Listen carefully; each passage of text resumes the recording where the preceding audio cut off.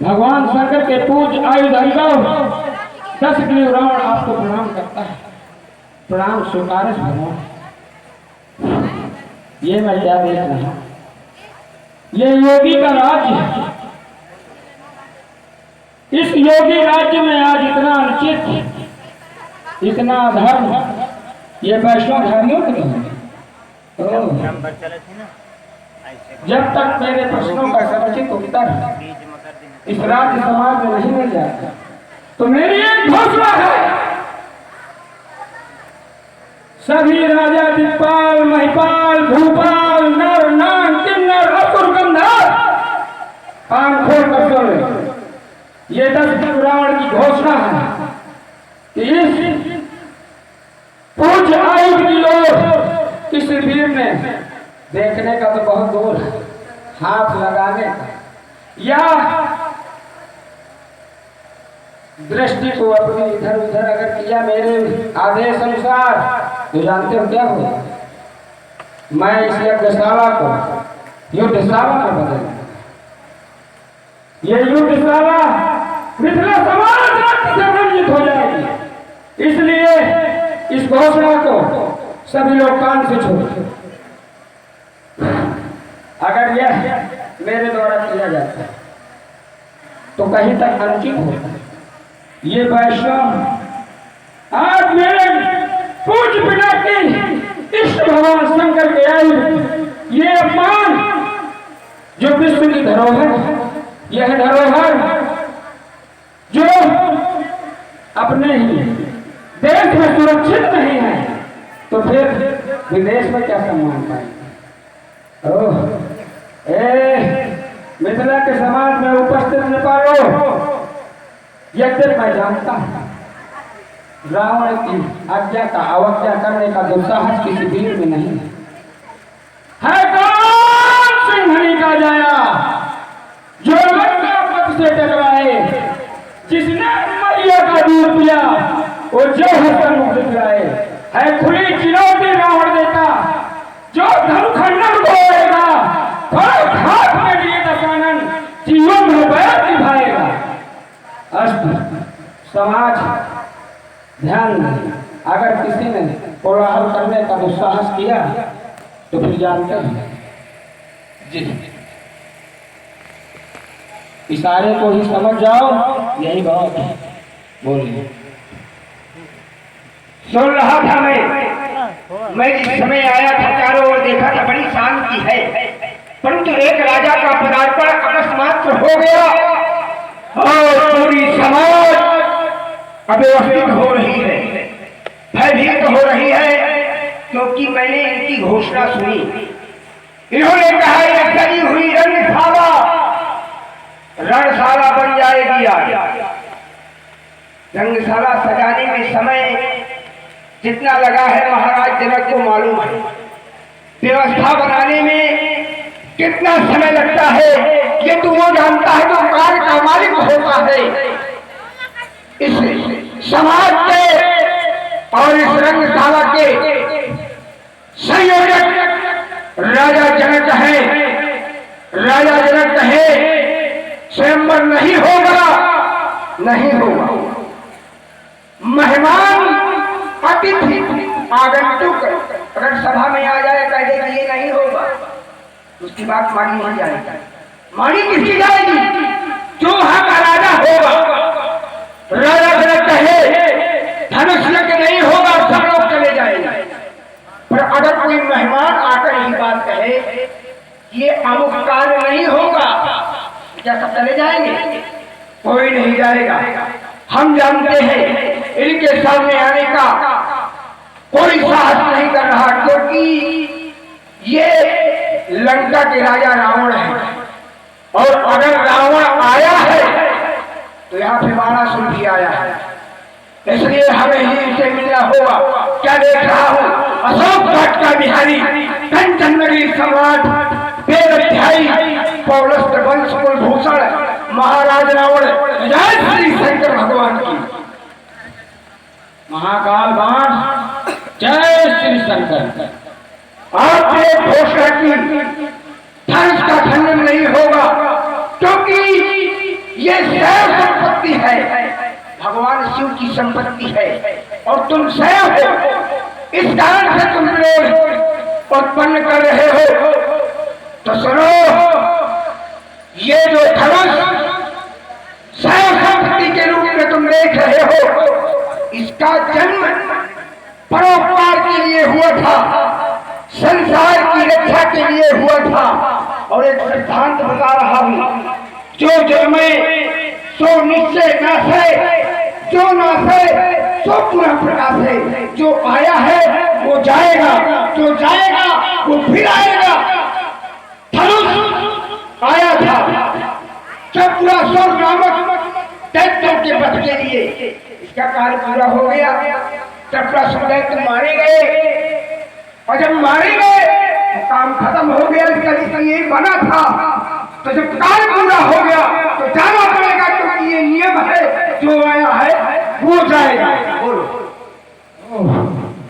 भाई पुत्र बाण, शायद तुम्हें ज्ञात नहीं, आपको शायद मालूम नहीं है। आपने कहा कि ये अजगर भगवान शंकर का आयुध है, तो ये शंकर का आयुध राजा जनक की बपौती नहीं है, क्योंकि राजा जनक को अधिकार नहीं होता कि दूसरी धरोहर को नष्ट करवाए।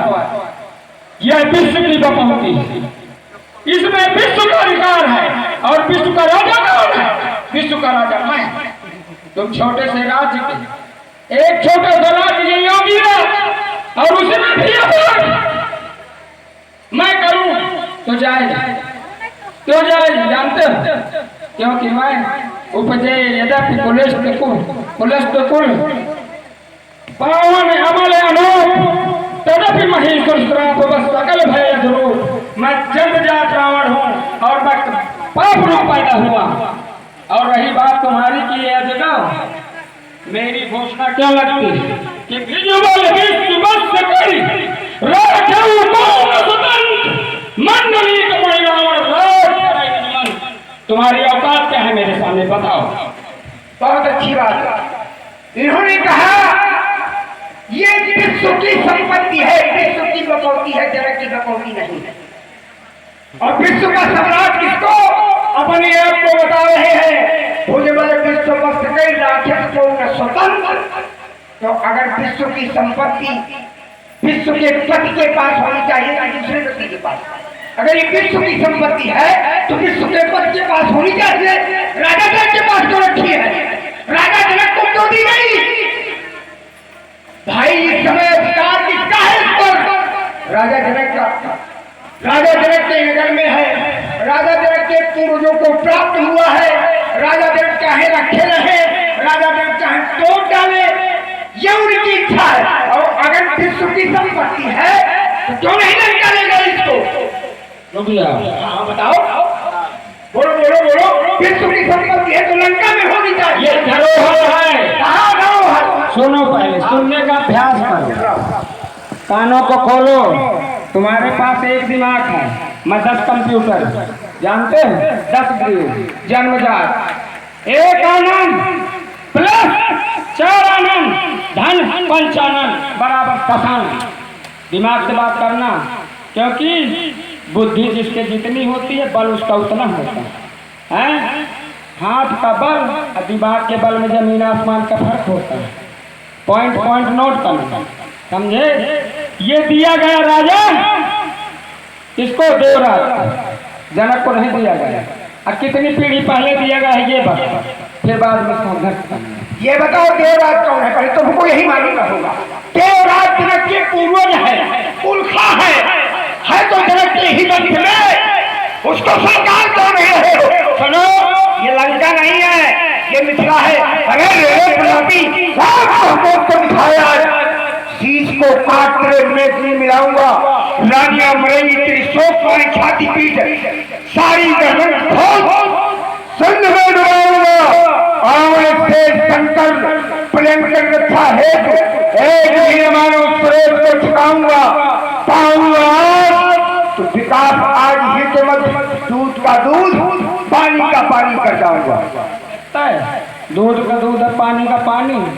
हम तो 7 समुंदर 10 दिशाएं धरती आकाश पाताल सात लोक त्रैलोक ब्रह्मलोक केते दीप तय बहुत है सप्तदीप में सूतल लोग 5 दाप अति बल कुंभ कर्ण से भ्राता जही कर प्रतिभट नहीं जग जाता जिसकी समान दूसरा योद्धा ही नहीं।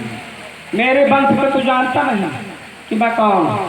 सुन ले 7 पीढ़ी का बता दे कह देश तो ब्रह्मा से ब्रह्मा का लेके अबे मिला तोर औकात बता दे। बताऊं? अरे तुम अपनी औकात बता रहे हो, मेरी क्या बताओ? तुम अभी बताओ, अपनी बता रहे हो, मेरी क्या बताओ? मेरा भी जानते ही नहीं तुम, तो मेरी क्या बताओ? तुम अपनी कुंभकाश से भारा रावण संकल्प था। पुरोचन तुम्हारा कौन है? विरोचन। अब पहला तुम्हारा कौन? तुम्हारे वंश की औकात क्या है? जो देवताओं से हिस्सेदारी में 33 करोड़ देवता 36 करोड़ ये दैव अब पूजा किसकी कर रहे हैं? देवताओं का समर्थक जनक अपने धर्म को छोड़े बैठे और दूसरे धर्म की बात करते हैं। जो निज क्या है? अपना धर्म निज धर्म सुधर्मे निधना पर धर्म बढ़ाया। नोट करना बात, अपना धर्म श्रेष्ठ और दूसरे का धर्म भय देने वाला। समझ रहे? अभी उठाऊंगा यही पटक दूंगा। औकात में रहना। तुम्हारा मैं कौन लगता हूँ ये सोच ले, फिर प्रश्न का उत्तर। सुनो रुको, वो बात कहो जो समाज में रस मिले। तुमने एक बात कही कि अपने धर्म पर रहना चाहिए। ध्यान दीजिएगा, विद्वान बैठे हैं, इनका धर्म क्या है? इनके पिता किस धर्म के हैं? ब्राह्मण है ना, विश्वस्तरों ब्राह्मण है, भिक्षा लेना काम है, और ये राक्षस है, विश्वस्तरों की संतान राक्षस है। पिता के धर्म पर जाना चाहिए, नहीं जाना चाहिए? इनको ज्ञान देना चाहिए, परिज्ञान नहीं दे रहे, शस्त्रीय घूम रहे हैं। सुनिए, हम लोग राज घराने से हैं। हमारे बाबा हिरण्यकश्यप राजा, हमारे बाबा प्रहलाद सब मारे गए, राजा नहीं आएंगे। हमारे पिता विष्णु के द्वारा किए गए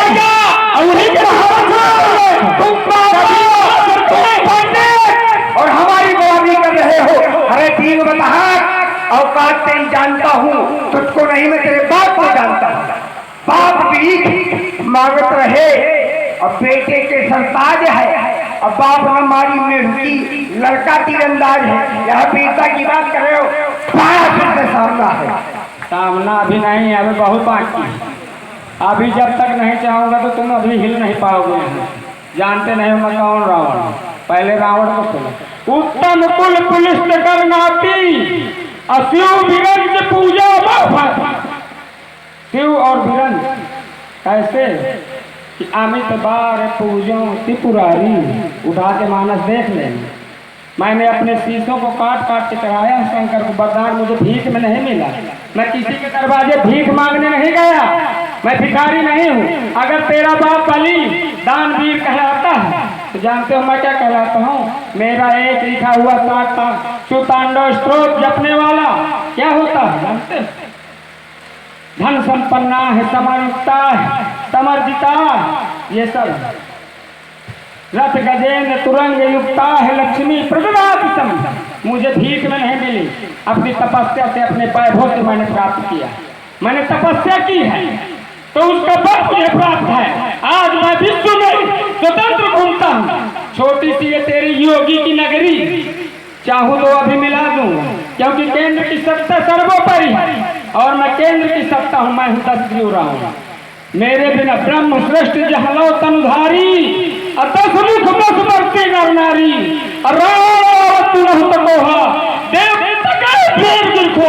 मेरे गरजने से तो देवता घुस जाते हैं कंदराओं में। तुम्हारी क्या औकात?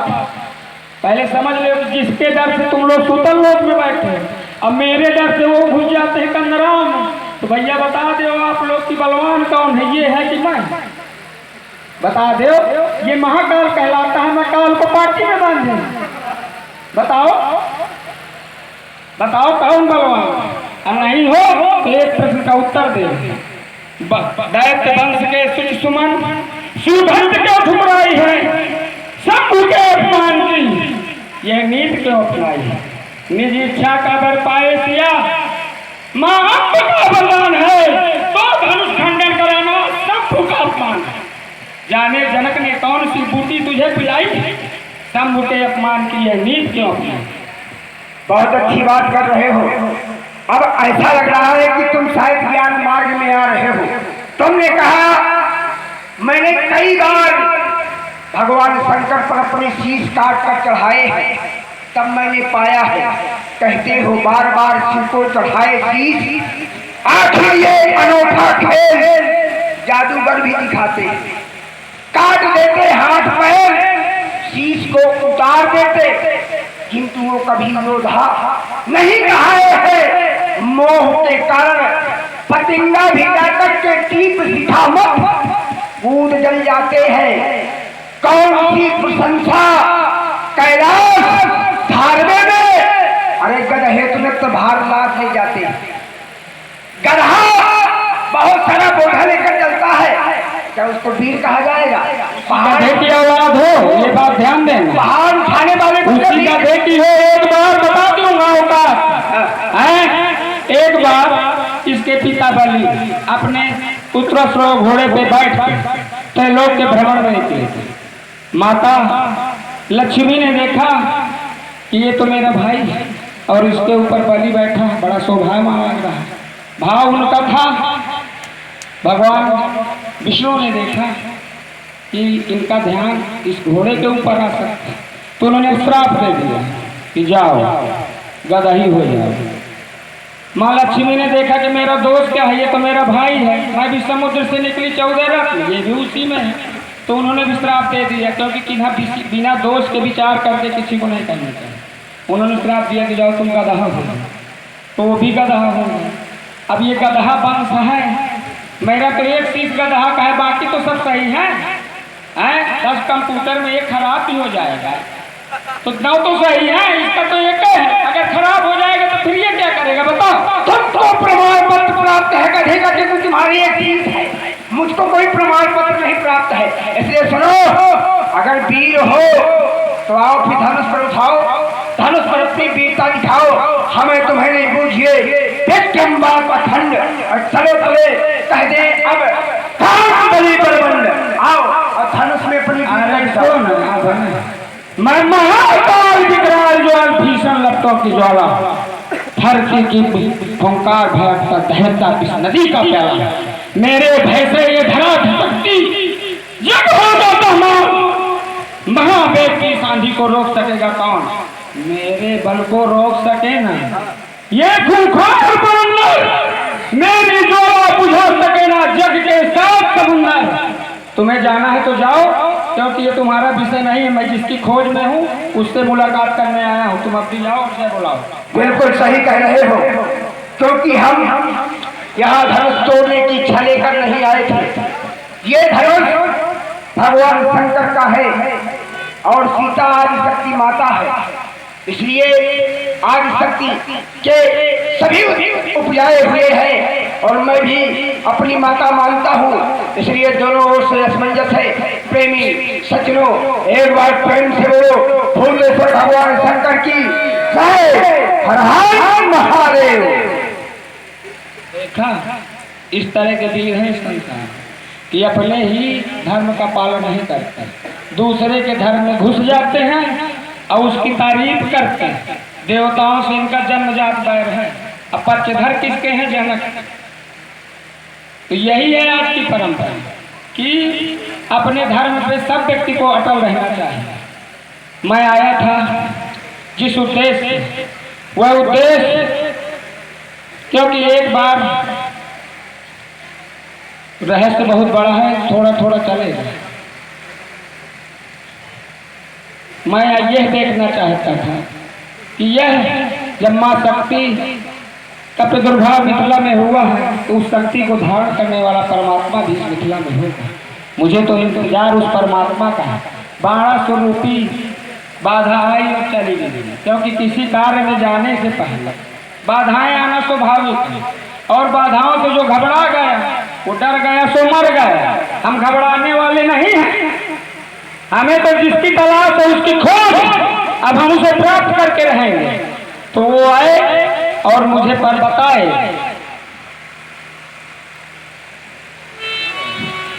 आ गए, ये हैं, देख ले भैया समाज प्रेमी, ये है धर्म की ध्वजा को धारण करने वाले प्रभु परमात्मा ईश्वर,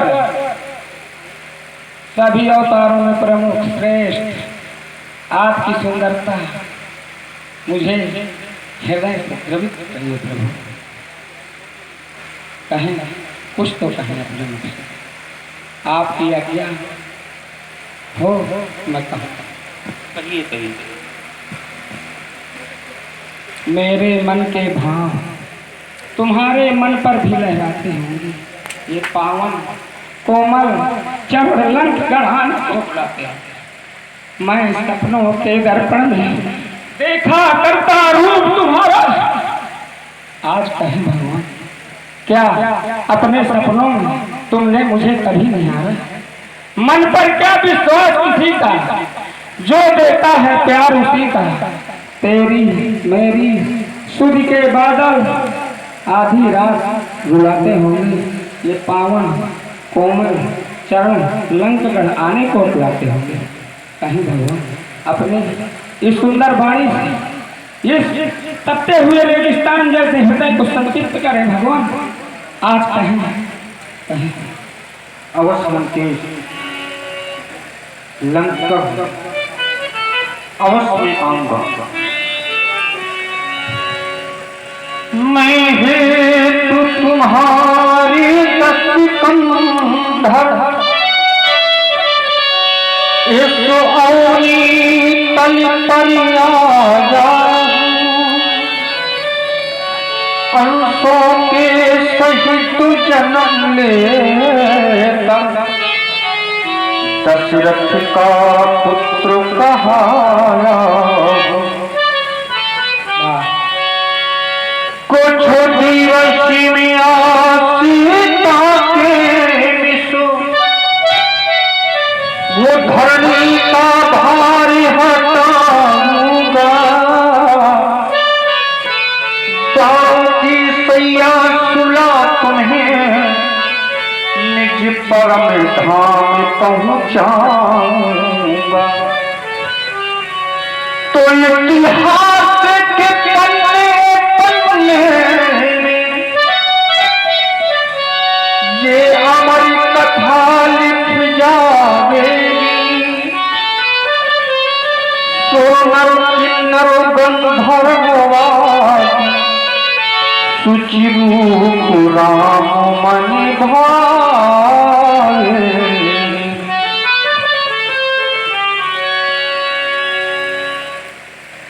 आपकी अमृत रूपी वचन मुझे मेरे भाव को परिवर्तित कर रहे हैं। ऐसा ना हो कि ये भेद खुल जाए और ये समाज इसे अदृश्य ही रखे। आपको आने के लिए अभी बहुत कुछ करना, क्योंकि आपके ही भूमि में आपकी प्रतिष्ठा को जमाने के लिए आपको शक्ति अर्जित करनी पड़ेगी। शक्ति का केंद्र है सीता। सीता की शक्ति निहित है इस तख्त के ऊपर अजगर। जब तक ये नहीं टूटेगा प्रभु तो आपको शक्ति नहीं मिलेगी। जब आपको शक्ति मिल जाएगी मैं अपनी घोषणा वापस लेता हूं, क्योंकि मुझे को अधिकार है घोषणा लगाने का और वापस करने का। जब मैं देख रहा हूं कि जो हिंदू धर्म का प्रणेता राम वो अब इस मंच में आ चुका है, तो मुझे आता ताई का कोई यहाँ काम नहीं है, क्योंकि मैं सीमित हूं।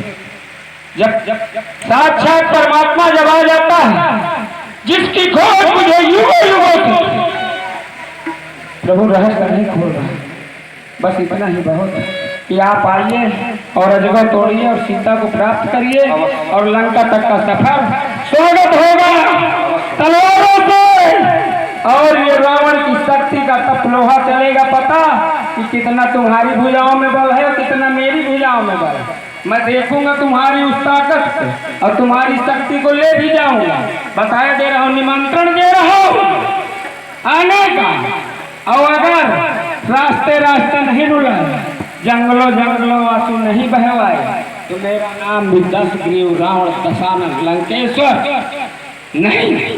एक बार सभी प्रेम से बोलो भगवान शंकर की जय। अभी आप लोगों ने सुना है रावणासुर का संवाद, आप लोगों ने श्रवण किए, शोर बढ़ा दो भैया। अब लीजिए आप लोग बड़ी सुंदर लीला जनक विलास की आप लोग